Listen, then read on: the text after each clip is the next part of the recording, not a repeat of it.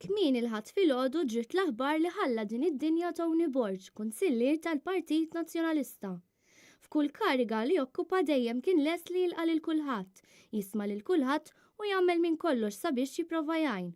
Dan jista' jikkonfermah kull min irrikorrandu fl-uffiċċju tal-passaporti, meta kien kunsillier u aktar fil-15-il sena li għamel fil-Ministeru għal-Għawdex bħala lit il-leminija tal-Ministru Giovanna De Bono.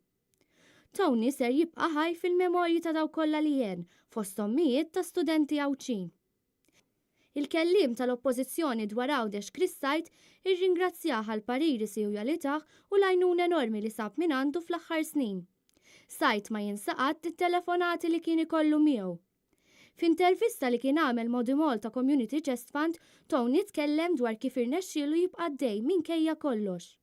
U bqajt għaddej, ġifieri bqajt pożittiv, u bqajt imma dejjem nitlob ħafna biex il-bambini kompli jenni. Kienu bosta dawk li fuq il-medja soċjali fakru l-memorja ta' Tony. Il-Kamra tal-Aħbarijiet ta' Media Link Communications tagħti l-kondoljanzi lil martu Mary u liż-żewġ uliedu Alex u David, lill-familja kollha u lill-ħbieb. Tieħel qalbi kun hemm, bla dubju. Imma tibqa' għaddej, tibqa' pożittiv. Titlob u tħalli f'idejn il-mulej, dak li nemmen jien.